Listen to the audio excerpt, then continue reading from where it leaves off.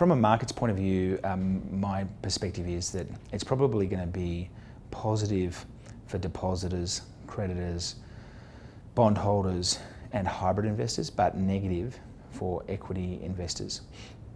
That's because we're going to get more conservative and risk-averse banks. Banks that are more utility-like, banks that are not going to be searching for risky growth opportunities. Nobody knows. I mean, the reality is I think there's been north of 50 bank inquiries since the GFC. So these guys have been subject to innumerable investigations.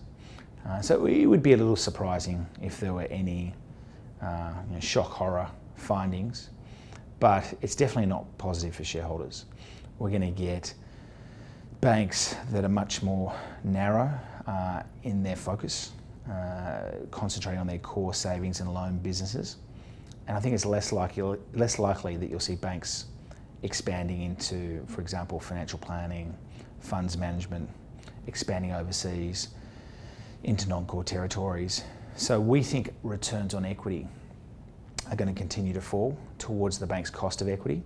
And what that will mean is that they will probably trade in share price terms closer to their book values. Historically, Aussie banks have traded between 2 and 3 times book value. Our view is they should probably trade around 1.5 times. We think it's probably a buying opportunity. Net, it should be positive for hybrid holders because there's less likely to be those tail risks that could potentially blow up banks. And that's what you need to focus on as an investor in hybrids.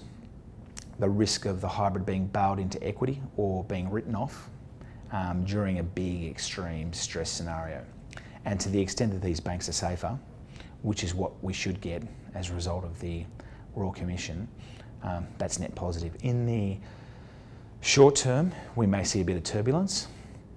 We may see some indiscriminate selling of bonds, hybrids and equities. I think, as I mentioned, long-term negative for equity, but positive for creditors, including depositors, bondholders and hybrids.